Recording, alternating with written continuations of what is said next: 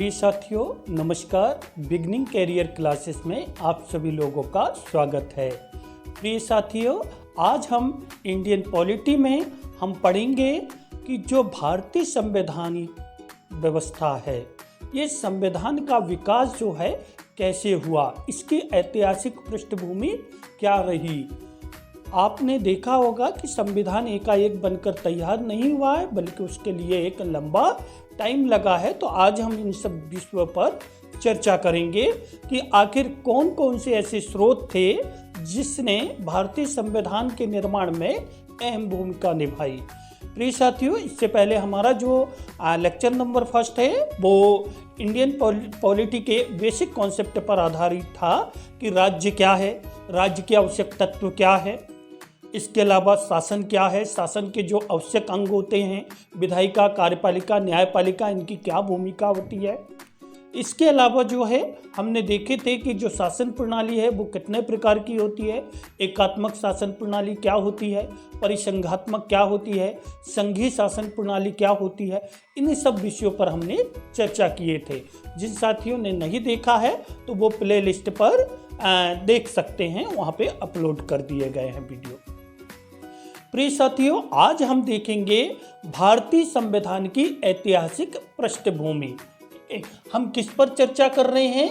हमारा जो संविधान है, ये संवैधानिक विकास क्रम की ऐतिहासिक हम क्या देखेंगे, ठीक है, संविधान का विकास क्रम, ठीक है, विकास क्रम कि भाई भारतीय संविधान के लिए क्या क्या ऐतिहासिक पृष्ठभूमि रही है। तो प्रिय साथियों, सबसे पहले हम कुछ चीज़ों पर चर्चा करते हैं। चलिए हम एकदम बेसिक से जो है कॉन्सेप्ट क्लियर करते हुए चलेंगे, ताकि फिर कभी आपको इंडियन पॉलिटी पढ़ने की ज़रूरत ना हो। हर छोटी छोटी चीज़ों पर जो एग्जाम के पॉइंट ऑफ व्यू से काफ़ी इंपॉर्टेंट होती है, उन पर भी चर्चा करेंगे। साथ ही जो हमारी पिछली एमपीपीएससी आपने देखा होगा, उसका जो प्रीलिम्स का जो पेपर आया था, उसमें भी आपने देखा होगा कि वो समझ पर आधारित था, बेसिक कॉन्सेप्ट पर आधारित काफ़ी कुछ प्रश्न थे। बहुत सारे साथी लोग जो है सॉल्व नहीं कर पाए थे। तो हम इन सारी चीज़ों पर चर्चा करेंगे। चलिए प्रिय साथियों, देखिए सबसे पहले हमारे यहाँ यूरोपीय लोग आए। यूरोपीय लोग में आपको पता होगा, थोड़ा सा हम क्लियर करते हैं। देखिए यूरोपीय में सबसे पहले कौन आए? पुर्तगाल आए। पुर्तगाली आए और आपको पता होगा कि ये 1498 में आए थे और लगभग 1961 तक भारत में रहे। इस तरीके से हम कह सकते हैं कि किसने भारत पर सबसे अधिक समय तक रहा, तो पुर्तगाली रहे। फिर साथियों आपको पता होगा डच आए। डच के बाद जो है अंग्रेज आए। तो अंग्रेज लगभग जो है इनके 100 साल आप देखोगे, लगभग कब आए थे? 1600 में, 1608 के आसपास, हम 1600 मान लेते हैं। आप देखिए ये आए किस पर्पस से थे? इनका पर्पस था क्या करना? व्यापार करना। क्या करना था? व्यापार करना था। लेकिन बाद में इन्होंने भारत की परिस्थिति को देखा और उसके आधार पर इनका विचार बदल गया। ये आए थे व्यापार के उद्देश्य से, पर ये यहाँ पर क्या करने लगे? शासन करने लगे, ठीक है, शासन करने लगे। और आपको पता होगा कि लंबे समय तक जो है इन्होंने भारत में शासन किया। अब यहाँ पर दो चीजें देखिए जरा, एक होता है वो देश जो उपनिवेश बनता है और एक वो देश होता है जो उपनिवेश बनाता है। तो जो उपनिवेश बनाता है वो मात्र देश कहलाता है। आप देखिए जरा, ये था ब्रिटेन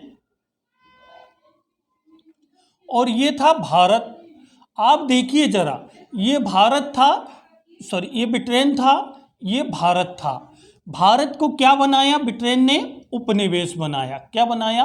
उपनिवेश बनाया। देखिए साथियों, जब उपनिवेश बनाया जाता है तो उस राज्य का या राष्ट्र का बहुत ज़्यादा शोषण किया जाता है। किस तरीके से? जरा देखिए, यहाँ पे जब उपनिवेश बना तो आप देखोगे कि इंडिया से ब्रिटिश लोगों ने क्या लेकर आया? कच्चा माल और जो संसाधन थे, ठीक है, जो हमारे भौतिक संसाधन थे, प्राकृतिक संसाधन थे, उनका ब्रिटिश लोग क्या करते रहे? दोहन करते रहे, ठीक है। और बदले में हमको क्या मिला? देखिए जरा, दोहन करते रहे और यहाँ से जो है पक्का माल आता था, पक्का माल आता था और वो मार्केट के रूप में कहाँ पर बेचा जाता था, भारत में बेचा जाता था। देखिए जरा, और इस तरीके से औद्योगिक क्रांति कहाँ पर आ रही है साथियों, औद्योगिक क्रांति जो है कहाँ पर आ रही है, ब्रिटेन में आ रही है। जबकि भाई भारत में आना था, लेकिन नहीं, चूंकि ये कच्चा माल ले जाते थे और उसको जो है मशीनीकरण के माध्यम से पकाकर फिर इंडिया में बेचते थे। अब साथियों यहाँ पर देखिए, हम कहते हैं कि अंग्रेजों ने रेलवे का विकास किया, अंग्रेजों ने शिक्षा व्यवस्था लेकर आई, अंग्रेजों ने पुलिस व्यवस्था लेकर आई, अंग्रेजों ने सैन्य व्यवस्था लेकर आई। लेकिन हमको ये देखना होगा कि इससे पहले हमने सम्राट अशोक के समय या चंद्रगुप्त के समय मौर्य प्रशासन देखा है। उस मौर्य प्रशासन में भी आपने देखा होगा उस समय का प्रशासन भी बहुत बेहतर होता था। उस समय ये कहा जाता था, कौटिल्य ने कहा था कि प्रजा के सुख में ही राजा का सुख निहित है। आप देखिए, जिस देश की प्रजा सुखी होगी उस देश के राजा का कल्याण तो होगा ही होगा, और राजा का भी ये दायित्व है कि प्रजा के कल्याण के लिए वो सर्वोपरि हर संभव प्रयास करे। तो आप देखिए जरा, इस तरीके की उस समय बात हो रही है। और मुगल प्रशासन में भी आप देखोगे तो प्रशासनिक व्यवस्था काफी बेहतर रही है।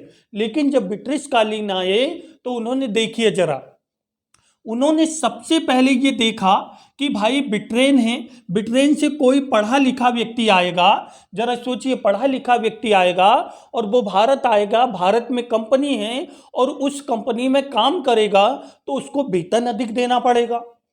जैसे एग्जाम्पल के लिए आज देखिए, हमारे यहाँ टीचर है, जो परमानेंट टीचर है उनको 50,000 60,000 परमानेंट देना पड़ रहा है।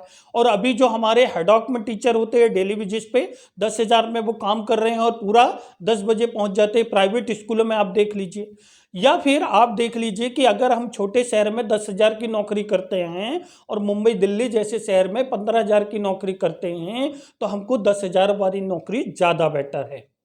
तो यही चीजें यहां पर देखिए, जब ब्रिटेन से कोई व्यक्ति आएगा तो भारत में वो अधिक से अधिक क्या करेगा, ज्यादा से ज्यादा जो है क्या करेगा, पैसा लेगा वेतन के रूप में। इसलिए उन्होंने कहा कि भारतीय लोगों को ही हम शिक्षा देते हैं और शिक्षा देंगे तो यहीं पे उन लोगों को हम जॉब पे भी रख लेंगे। तो इस तरीके से क्या होगा साथियों, शिक्षा का विकास ये किसके लिए होगा, अंग्रेज अपने लिए करेंगे, लेकिन इसका जो है ये कहेंगे कि ये आप लोगों के लिए कर रहे हैं, भारतीय लोगों के लिए कर रहे हैं। दूसरी चीज देखिए जरा, इतनी बड़ी कंपनी है और कंपनी की सुरक्षा करना बहुत जरूरी है। जब कंपनी का विस्तार किया जाएगा तो ऐसी कंडीशन में हमारे लिए क्या होना चाहिए, प्रशासनिक व्यवस्था, कि भाई कंपनी का हम क्या करेंगे, जो है मैनेजमेंट करेंगे, प्रबंधन। तो अपने आप किसकी व्यवस्था होगी, प्रशासनिक व्यवस्था की होगी। फिर आप देखिए जरा, यहीं पर इसकी सुरक्षा के लिए हम क्या करेंगे, चाहे सैन्य की बात हो या फिर पुलिस व्यवस्था की बात हो, ये सब हम लेकर आएंगे। आप देखिए जरा ये सब। अब देखिए जरा, कच्चा माल भारत से ले जाना है तो आप जरा देखिए, ये हमारा पश्चिम बंगाल है, ये हमारा बिहार है। अब बिहार से हमको कोयला ले जाना है तो बिहार से डायरेक्ट कोयला अगर वाहन से जाएगा तो कॉस्टली पड़ेगा। इसके लिए हमको क्या करना होगा, रेलवे का विकास करना होगा। अगर हम देखेंगे कि भाई हमारे सैनिक यहाँ से यहाँ तक जाना है तो क्या करेंगे, हम रेलवे का विकास करेंगे। इस तरीके से वो रेलवे का विकास किसके नाम पे करेंगे, अपने लाभ के लिए करेंगे। लेकिन साथियों वो क्या काम करेंगे, विकास यहाँ पर करेंगे और इस तरीके से वो हमसे ब्याज पर क्या काम करेंगे कि भैया हम यहाँ पर निवेश कर रहे हैं और वो आर्थिक लाभ कमाएंगे। यही चीजें हैं कि दादा भाई नौरोजी ने जो अनब्रिटिश रूलर इन इंडिया में जो धन निष्कासन का सिद्धांत दिया था, जो शिक्षा उनके लिए क्या थी, उनके लाभ के लिए थी, इसी शिक्षा का हम भारतीय लोगों ने शिक्षा ग्रहण किए। तार्किकता, बौद्धिकता, वैज्ञानिकता के आधार पर हमने सोचा और हम अंग्रेजों की पॉलिसी को अच्छे तरीके से समझने लगे। तो इस तरीके से आप देखिए, हम कहते हैं कि अंग्रेजों ने अपने लाभ के लिए विकास किया था, चाहे संचार की की बात करें या डाक विभाग की बात करें या हमारा PWD विभाग की, लोक कल्याण विभाग की बात करें, ये सब जो है अंग्रेज लोग जो है बजट व्यवस्था लेकर आ रहे हैं। तो ये सब जो है अपने विकास के लिए। आप देखिए जरा, इन्होंने कई ऐसी भू राजस्व नीति लेकर आए, तो वो सब इतिहास का विषय है। मैं केवल आपको बताना चाहता हूं कि आखिर यही चीजें हमारे संवैधानिक विकास क्रम में महत्वपूर्ण भूमिका निभाएगी। ठीक है, चलिए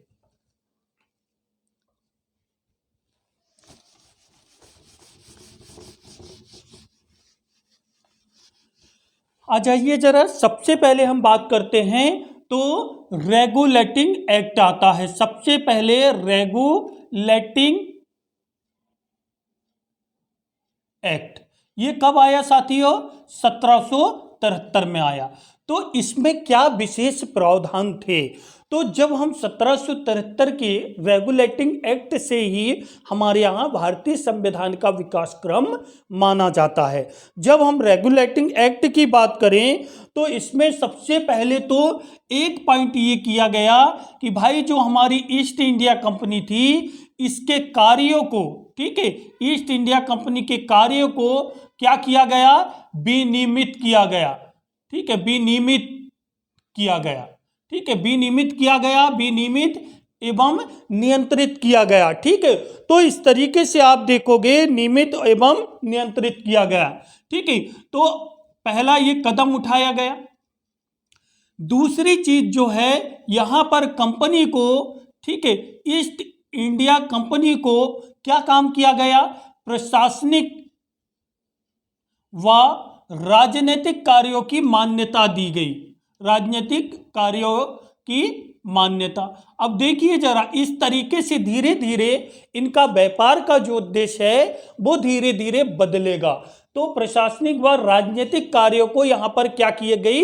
मान्यता मिल गई। और तीसरी चीज इसीलिए जो है यहां पर केंद्रीय प्रशासन की शुरुआत हो जाती है। कैसे हो जाती है साथियों?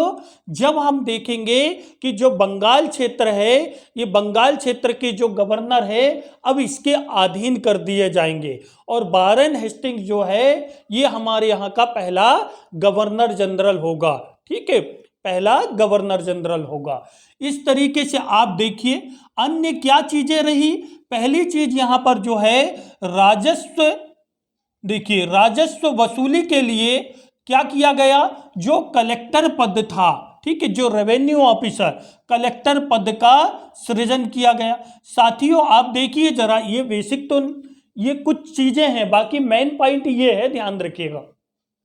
कलेक्टर पद का सृजन किया गया। आज देखिए वही कलेक्टर जो है ऑल इंडिया सर्विस में होता है, यूपीएससी के जरिए जो है सेलेक्ट होकर आता है। और आप देख रहे होंगे आज वो रेवेन्यू ऑफिसर की भूमिका निभाता है, जनगणना आयुक्त की भूमिका निभाता है, जिले के मुख्य निर्वाचन अधिकारी की भूमिका निभाता है, जिला मजिस्ट्रेट की भूमिका निभाता है। तो इस तरीके से आज कलेक्टर के बहुआयामी कार्य हो गए हैं। ठीक है, तो ये उसी समय सृजित हो गया था। दूसरी चीज यहां पर देखिए कि भाई न्याय व्यवस्था का होना जरूरी था। क्यों होना का जरूरी था? कि भाई अब ईस्ट इंडिया कंपनी में कार्य कर रहे हैं, कई बार श्रमिकों में आपसी उसमें क्या हो जाएगा?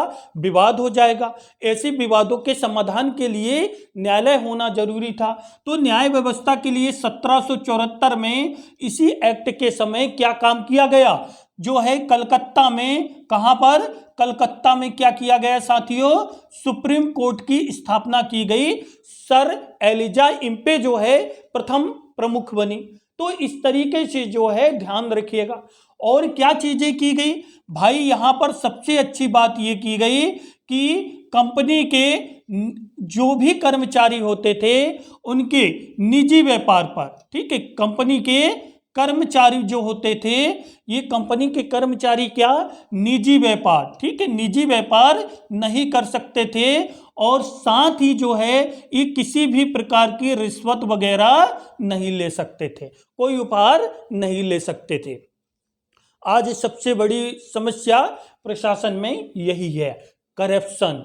आप देखिए जरा करप्शन इतना ज़्यादा बढ़ गया, जिस तरीके से कैंसर, जो हमारा यूएनओ है उसने भी कहा था कि भ्रष्टाचार जो है ये कैंसर की तरह फैल रहा है, और इसी के माध्यम से, इसी के कारण इसके दुष्परिणाम इतने ज़्यादा है कि हम अपने वैश्विक स्तर पर सामाजिक, आर्थिक, राजनीतिक किसी भी तरीके का जो है विकास नहीं कर पा रहे हैं। आप देखिए, स्वयं राजीव गांधी जी ने कहा था कि हम केंद्र से 1 रुपये पहुंचाते हैं और वो नीचे पहुंचते पहुंचते पंचायत स्तर पर 20 पैसे ही बचता है। तो 80 पैसे तो करप्शन में चला जाता है, 20 पैसे में क्या विकास होगा। इसलिए आप देखिए, आज जो है काफ़ी कुछ बदलाव आ गया है। 1991 के बाद गुड गवर्नेंस की अवधारणा आई है। तो साथियों, ये हमारा था। इसी के बाद जो है अगला प्रश्न पूछा जाता है, पिट्स इंडिया एक्ट। ठीक है, तो ध्यान रखिएगा साथियों, पिट्स इंडिया एक्ट कब आया? तो ये आया 1784 में। पहला ही प्रश्न बनता है कि किस लिए आया? तो यहां पर देखिए, जो रेगुलेटिंग एक्ट की कमियों को दूर करने के लिए। ठीक है, मैं यहां पे डायरेक्ट लिख रहा हूं। ठीक है, जो रेगुलेटिंग एक्ट था, ठीक है, उसकी जो कमियां थी, उन कमियों को क्या करने के लिए, दूर करने के लिए जो है पिट्स इंडिया एक्ट आया था। कब आया? 1784 में आया। साथियों, यहां पर क्या काम किया गया? यहां पर जो है कंपनी में काफी कुछ चेंजेस किया गया। क्या चेंजेस किया गया? जैसे कि आप देखोगे यहां पर, इसमें राजनीतिक, और सबसे पहली बात इसमें पहला पॉइंट याद रखना, कंपनी के राजनीतिक, ठीक है, जो राजनीतिक कार्य होते थे, राजनीतिक कार्य एवं वाणिज्यिक कार्यों का क्या किया गया? पृथक्करण किया गया। ठीक है, यहां पर क्या किया गया? पृथक्करण किया गया। अर्थात अब राजनीतिक कार्य अलग संस्था देखेगी, वाणिज्यिक कार्य अलग संस्था देखेगी। आप देखोगे, राजनीतिक कार्य के लिए बीओसी बनाई गई, बोर्ड ऑफ कंट्रोल, और वाणिज्यिक कार्यों के प्रबंधन के लिए सीओडी बनाई गई, अर्थात कोर्ट ऑफ डायरेक्टर। तो इस तरीके की इस संस्था का जो है यहां पर विकास किया गया। ठीक है, तो ये चीजें रही। दूसरी चीज यहां पे क्या हुआ कि कंपनी को जो है, अब देखिए, निदेशक मंडल को व्यापारिक गतिविधियों के संचालन की अनुमति दे दी गई। तो यहां पर सबसे इंपॉर्टेंट पॉइंट यही होता है, ध्यान रखिएगा। तीसरा एक्ट आया, तो हम सीधे पढ़ते हैं एक्ट 1813 का। ठीक है साथियों, यहां पर 2-3 चीजें आपको ध्यान में रखना है कि अब क्या है, कंपनी का स्वरूप धीरे धीरे बदल रहा है, और यही चीजें हमारे संविधान में कहीं ना कहीं देखने को मिलेगी।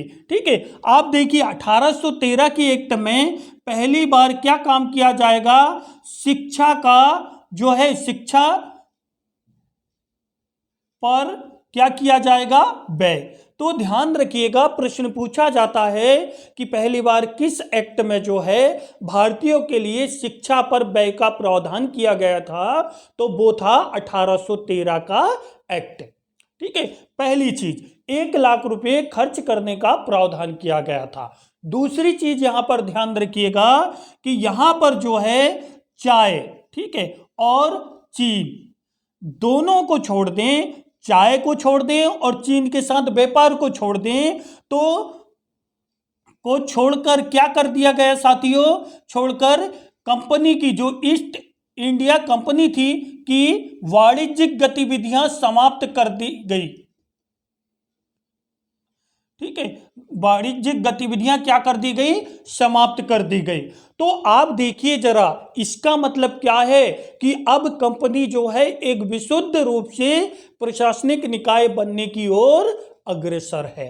ठीक है, तो ध्यान रखिएगा, प्रश्न पूछा जाता है कि ईस्ट इंडिया कंपनी की वाणिज्यिक गतिविधियां पूर्ण रूप से कब समाप्त कर दी गई? तो आप 1813 का एक्ट नहीं लगाइएगा, 1833 का एक्ट आएगा। क्यों? क्योंकि अभी चाइना के साथ व्यापार और चाय जो है ये दोनों चीजें अभी व्यापारिक उसमें है। अगर आपसे पूछा जाए कि वाणिज्यिक गतिविधियां, तो आप सीधा बताओगे 1813 में।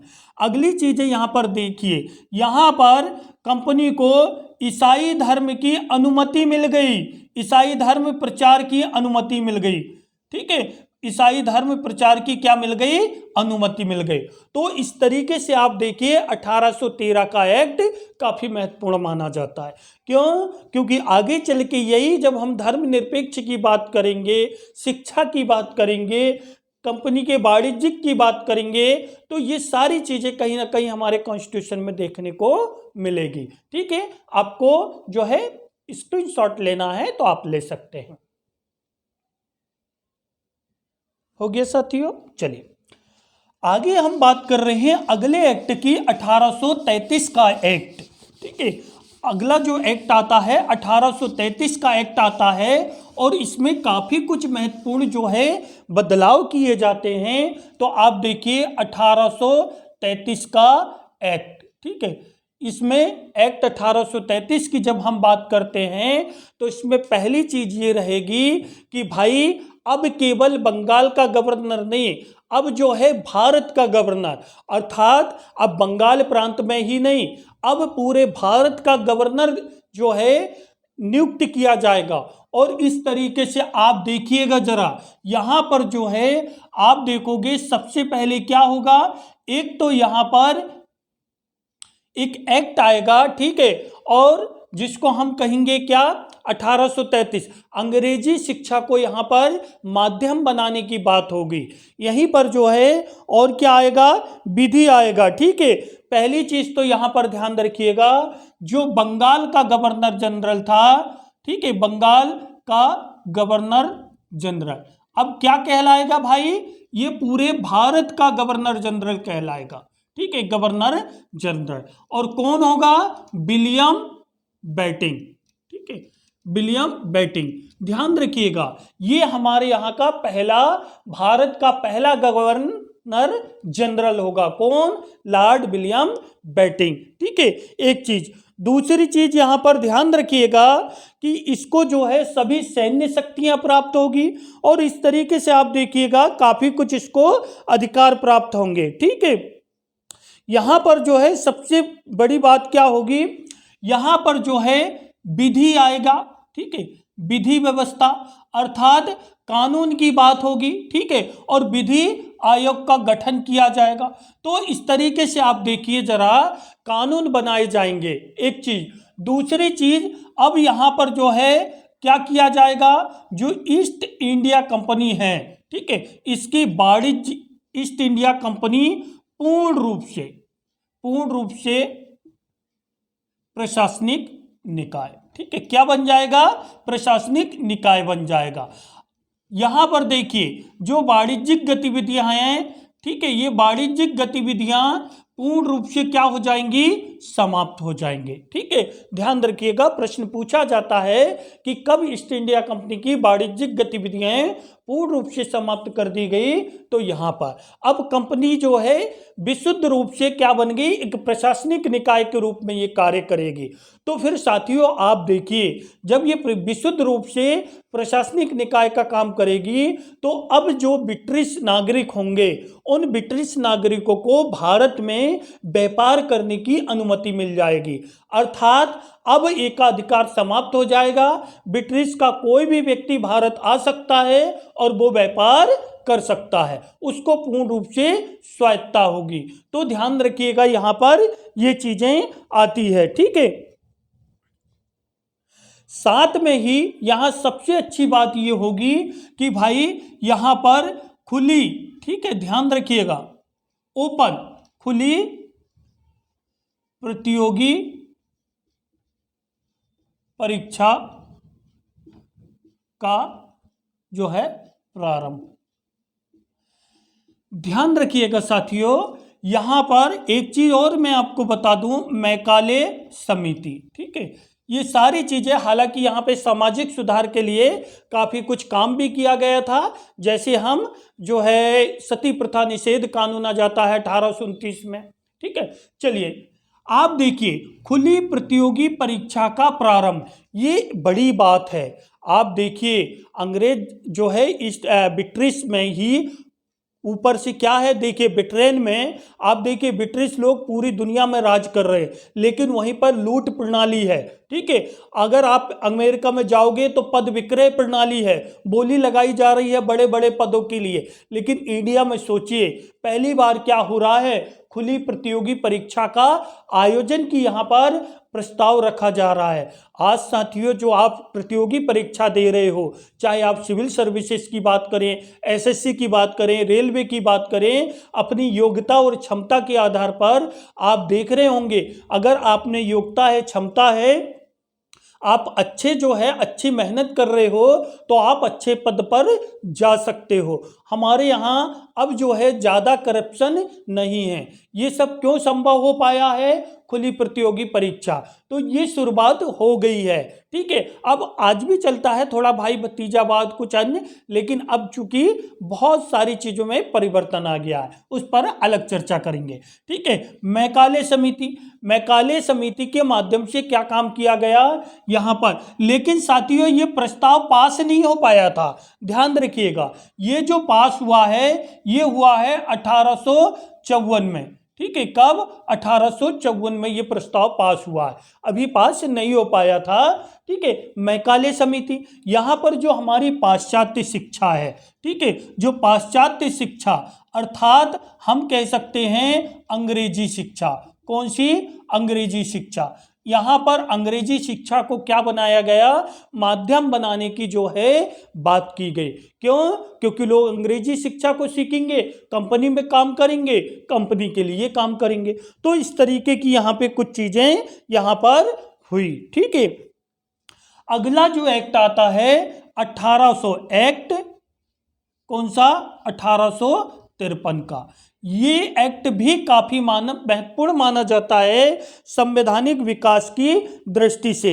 यहां पर देखिए, ये सबसे महत्वपूर्ण है, ध्यान रखिएगा, ये संवैधानिक विकास की दृष्टि से, संवैधानिक विकास की दृष्टि से क्या है, ये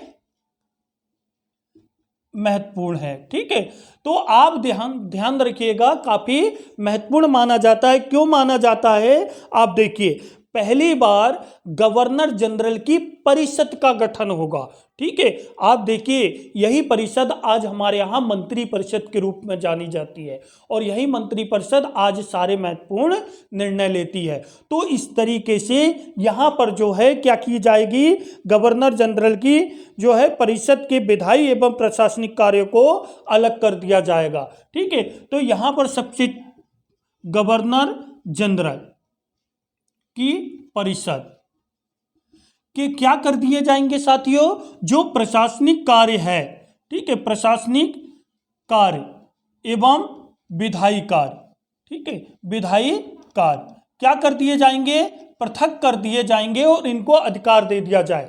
अब देखिए कितनी बड़ी बात है, प्रशासनिक कार्य और विधायी कार्य, अर्थात अब विधि का निर्माण जो होगा, जैसे हम इंडियन कॉन्स्टिट्यूशन में आप देखते हैं, तो आप देखोगे कि हमारे यहाँ संसद है, ये संसद जन निर्वाचित है, और इसका काम क्या है, विधि का निर्माण करना। इसी तरीके से आप देखिए, जो हमारी कार्यपालिका है, ये कार्यपालिका क्या काम करती है, नीतियों का क्रियान्वयन करती है, इम्प्लीमेंटेशन करती है।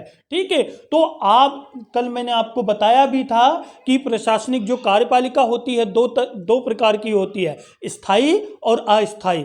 स्थायी में आप देखोगे, आप सभी जो प्रशासनिक अधिकारी है, कर्मचारी है, सब हमारी कार्यपालिका का अभिन्न अंग बनेंगे और एक निश्चित समय अवधि तक आप प्रशासन में काम करोगे।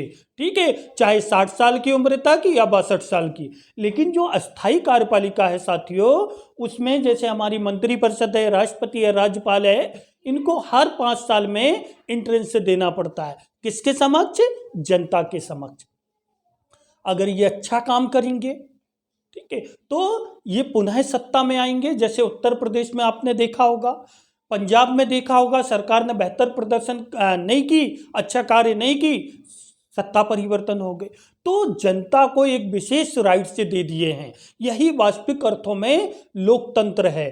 तो आप देखिए जरा, वही चीजें यहाँ पर शुरुआत हो रही है। इसलिए हम कह रहे हैं कि ये भारतीय संविधान के विकास की दृष्टि से बहुत ही महत्वपूर्ण है। ठीक है, दूसरा महत्वपूर्ण पॉइंट कि यहाँ पर क्या है, सिविल, देखिए जो यहाँ पर थी उसको यहाँ पर पूरा कर दिया गया। सिविल सेवा की क्या की गई, खुली प्रतियोगी परीक्षा। अब भैया खुली प्रतियोगी परीक्षा, अब देखिए जरा, कोई भी व्यक्ति, अब इंडियन व्यक्ति है वो भी क्या काम कर सकता है, सिविल सर्विसेज के एग्जाम में बैठ सकता है। और आपको पता होगा सत्येंद्र प्रसाद सिन्हा ये प्रथम व्यक्ति है जिन्होंने सिविल सेवा की परीक्षा उत्तीर्ण की थी ब्रिटिश काल में।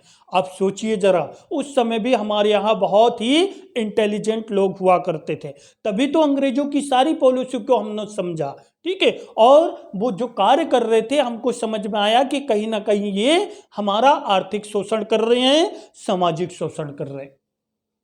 तो इस तरीके से आप देखिए खुली प्रतियोगी परीक्षा का यहाँ पर शुभारंभ हो गया। यहाँ प्रस्ताव लाया गया था लेकिन कोर्ट ऑफ डायरेक्टर ने इसका विरोध किया तो ये प्रस्ताव पारित नहीं हो पाया। ठीक है, सबसे बड़ी बात ये थी कि भाई भारतीयों को, देखिए जरा, भारतीयों को क्या किया गया, केंद्रीय विधान परिषद में, ठीक है, केंद्रीय विधान परिषद में क्या किया गया, प्रतिनिधित्व। आप देखिए ये बड़ी बात है। ठीक है, अब जो है ब्रिटिश जो पार्लियामेंट है, जो ब्रिटिश भारत है, यहाँ पर भारतीयों को केंद्रीय विधान परिषद में प्रतिनिधित्व दिया जा रहा है। इसलिए हम कह सकते हैं कि 1853 का एक्ट काफी महत्वपूर्ण माना जाता है।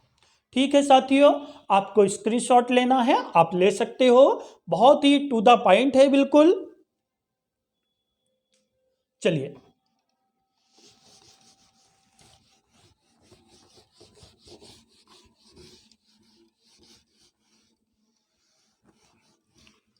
हमारे सिविल सर्विसेज में जो अभी प्रीलिम्स है उसमें 1919 का और 1935 के एक्ट को शामिल किया गया है। चलिए, अब हम देखेंगे भारत शासन अधिनियम। ठीक है, भारत शासन अधिनियम कौन सा देखेंगे साथियों, 1858। अब मैं इसको भारत शासन अधिनियम क्यों कह रहा हूं, अर्थात भारत को अच्छा बनाने वाला अधिनियम। ठीक है, अर्थात इसमें क्या है, देखिए हमने इतिहास में देखा है कि 1857 की क्रांति होती है और ये 1857 की जब क्रांति होती है तो आपने देखा होगा कि इसमें भू राजस्व व्यवस्था जो आती है उससे हमारा जो किसान समूह है वो नाराज होता है। फिर आप देखोगे कि यहाँ से कच्चा माल ले जाते हैं और ब्रिटिश मशीन द्वारा पका हुआ माल इंडिया में लाते हैं, तो हमारे जो बुनकर लोग हैं ये सब क्या हो जाते हैं, बेरोजगार हो जाते हैं। फिर आप देखोगे डाक व्यवस्था, दत्तक प्रथा, ठीक है, आप देखोगे लॉर्ड डलहौजी की हड़प नीति। ठीक है, तो ऐसी बहुत सारी नीति रहेंगी जिनकी वजह से ये क्या काम करेंगे, हमारा शोषण करेंगे। और जब ये हमारे भारतीय लोग इसको समझेंगे तो अब इसका ईस्ट इंडिया कंपनी का विरोध करेंगे, और जब विरोध करेंगे तो एक बड़ी क्रांति के रूप में इसकी आवाज कहाँ सुनाई देगी, ब्रिटिश पार्लियामेंट में। और जब ब्रिटिश पार्लियामेंट में सुनाई देगी तो ब्रिटिश पार्लियामेंट में महारानी इसको क्या काम करेंगे, इसको हमेशा के लिए ईस्ट इंडिया कंपनी का जो आधिपत्य है इसको क्या कर देंगे, समाप्त कर देंगे।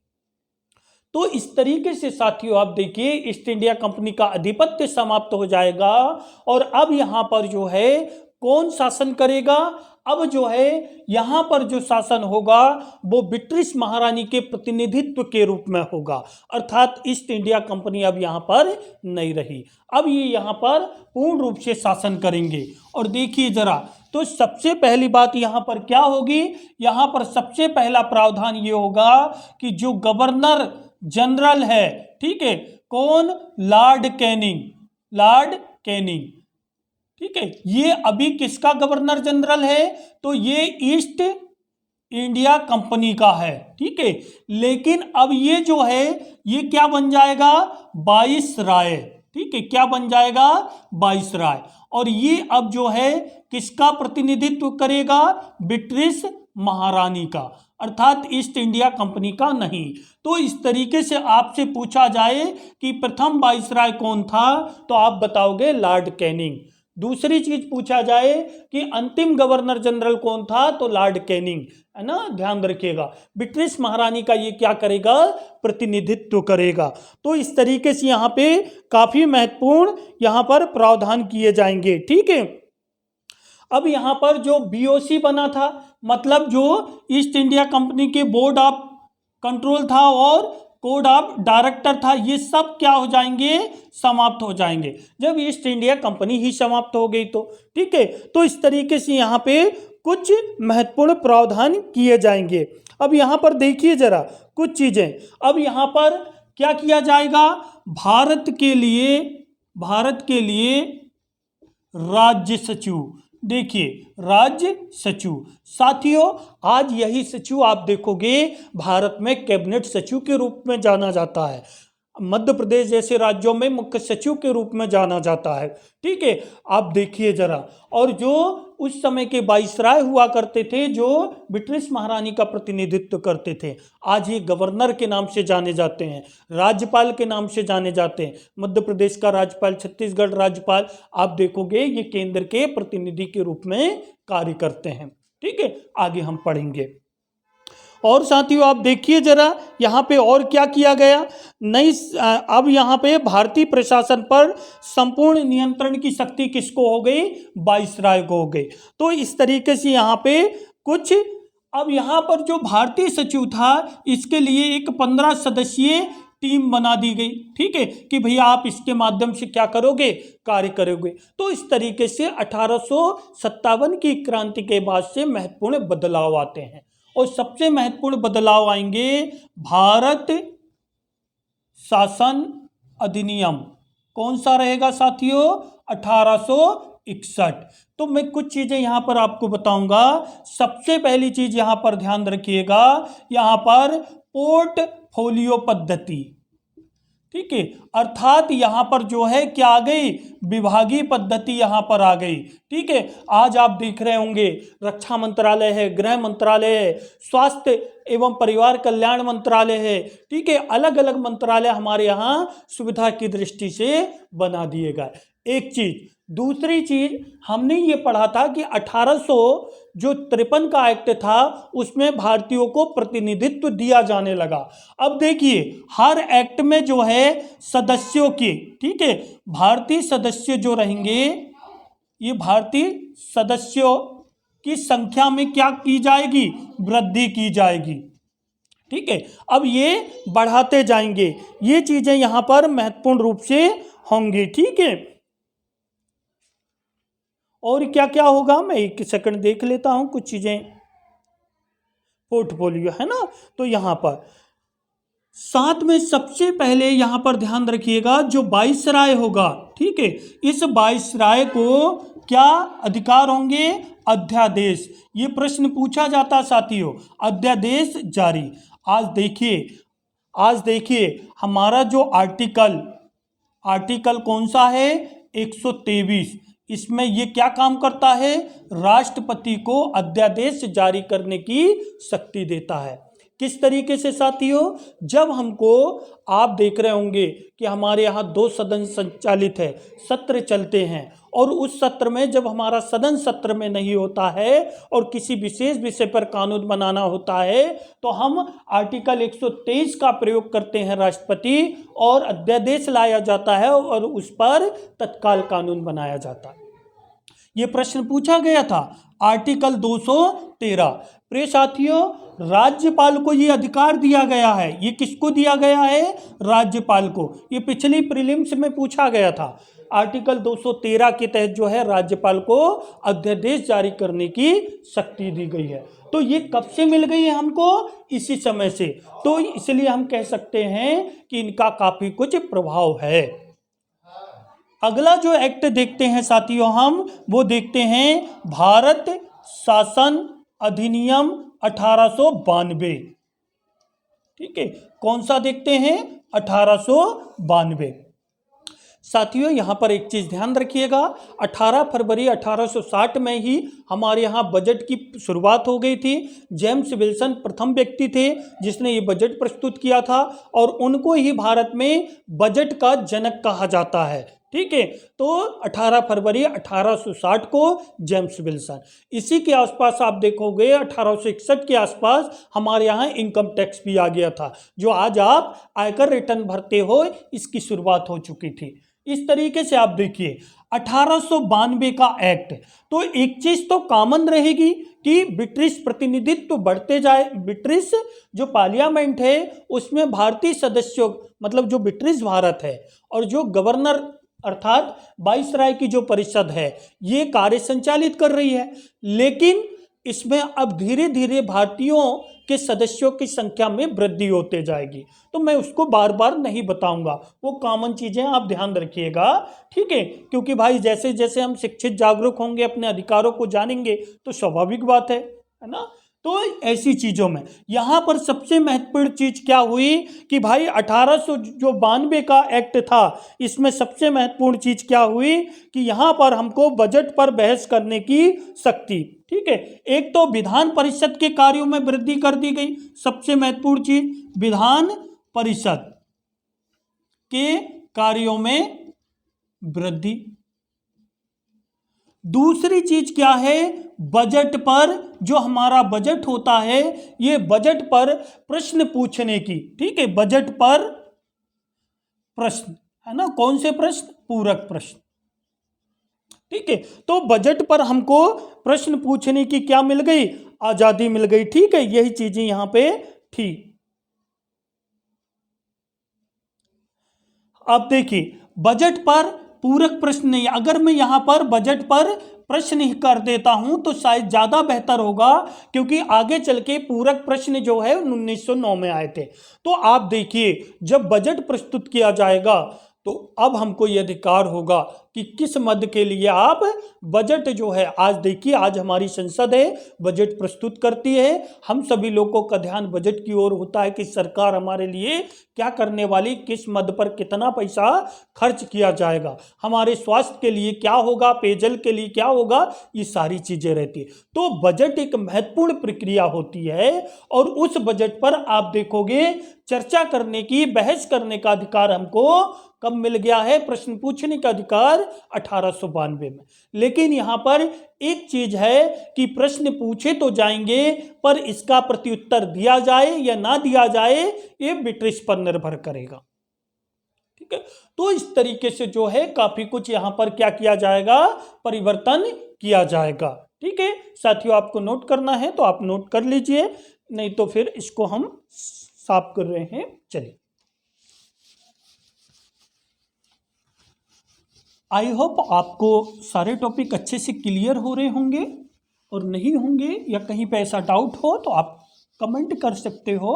आपको नोट्स लगे तो पीडीएफ आपको मिल जाएगी व्हाट्सएप पे जो है, या जो बिगनिंग कैरियर क्लासेज जो हमारा टेलीग्राम चैनल है उस पर भी आपको मिल जाएगी। ठीक है, अब बात कर रहे हैं हम भारत शासन अधिनियम। ठीक है, कौन सा, 1909।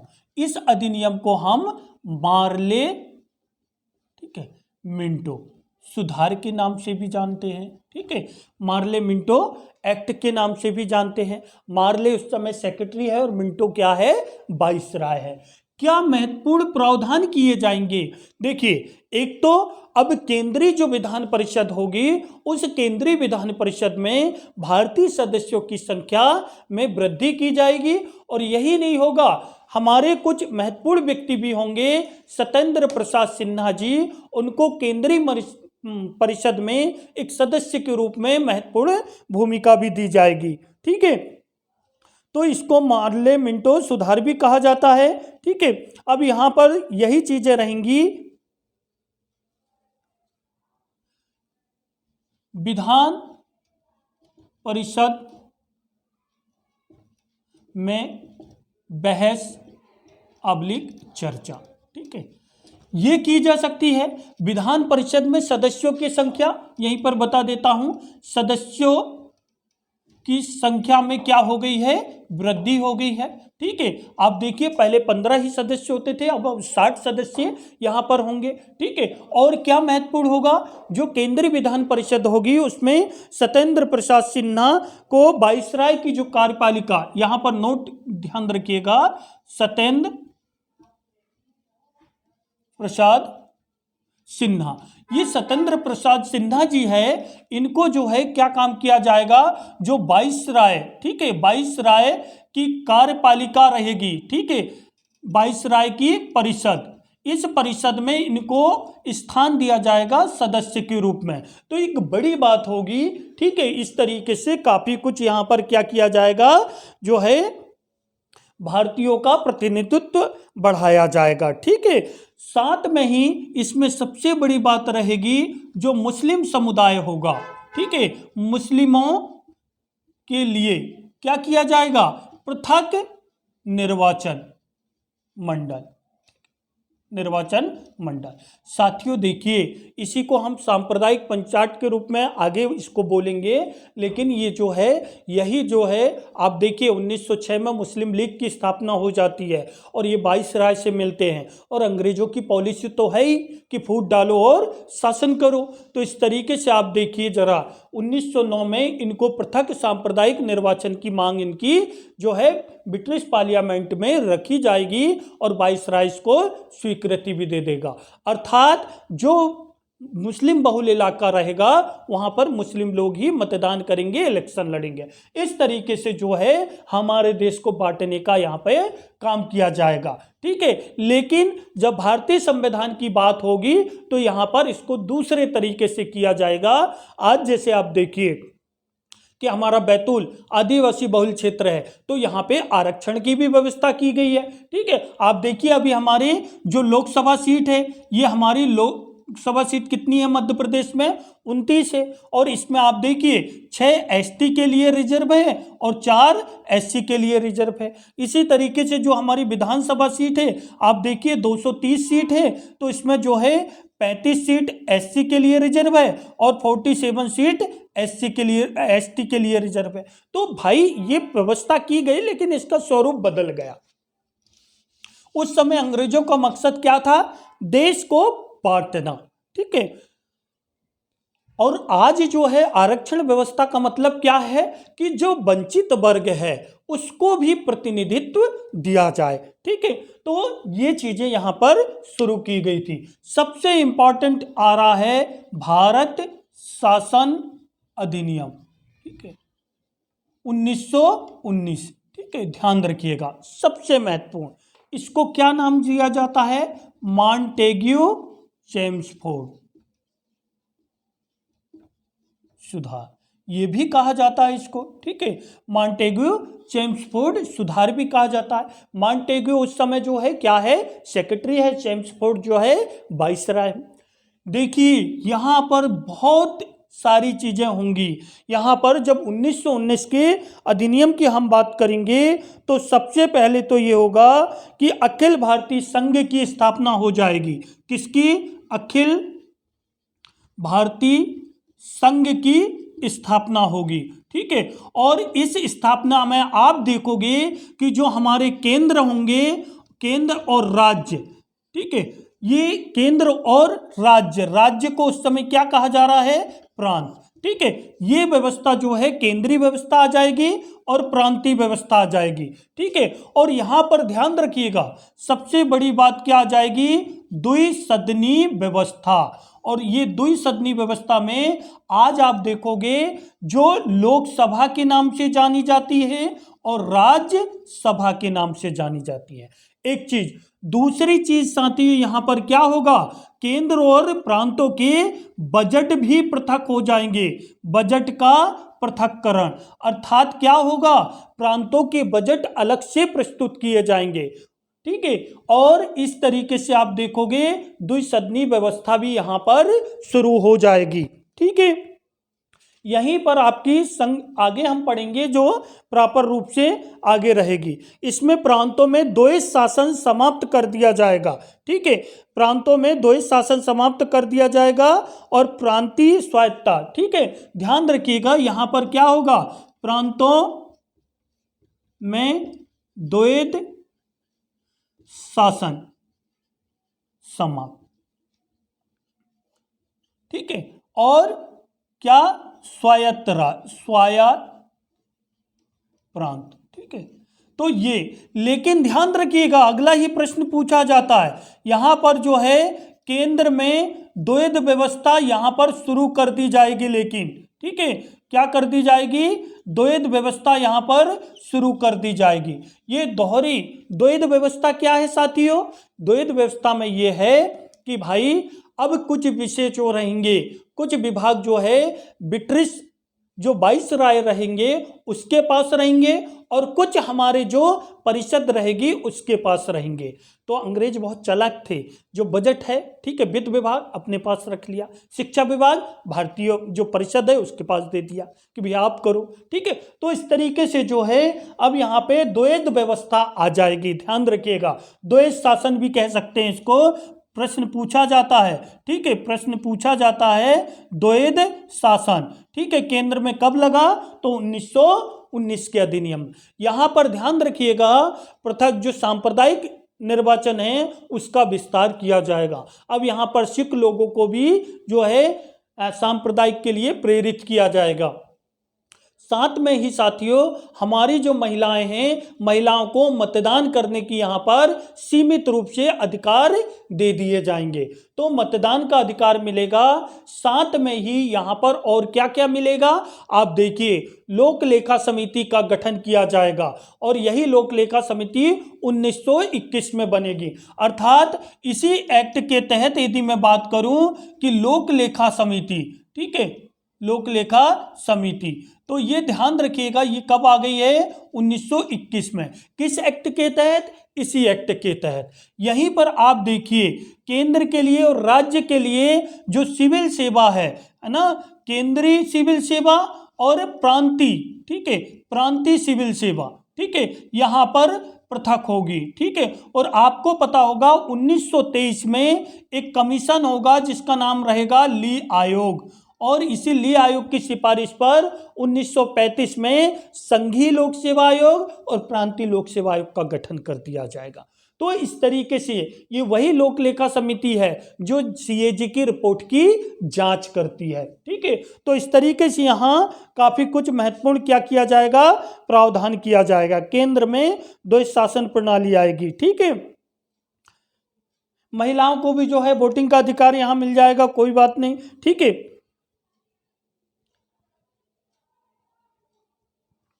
तो इस तरीके से जो है आप देखोगे, लेकिन सीमित रहेगा, ध्यान रखिएगा, सीमित रहेगा। 1935 में प्रॉपर रूप से ये राइट्स मिलने लगेंगे। ठीक है, तो इस तरीके से जो है यहाँ पर वैधानिक आयोग भी बनेगा। ठीक है, एक वैधानिक आयोग भी आ जाएगा। ठीक है, तो इस तरीके से जो है काफी कुछ यहाँ पर क्या किया जाएगा, परिवर्तन किया जाएगा। ठीक है, और काफी यहाँ पर हस्तांतरित और आरक्षित, यहाँ पर देखिए द्वैध शासन से आशय क्या है, दो विषय से, आरक्षित और हस्तांतरित। तो साथियों वीडियो लंबा हो रहा है, कल मैं 1919 का अधिनियम, 1935 का अधिनियम और 1947 का एक्ट, ये तीनों एक्ट के साथ हम जो है कैबिनेट मिशन भी पढ़ेंगे। ठीक है, ओके, थैंक यू। अगर आपको ये वीडियो काफ़ी यूजफुल लग रहा है तो आप इसको शेयर भी कीजिए, सब्सक्राइब भी कीजिए। ओके, थैंक यू, जय हिंद।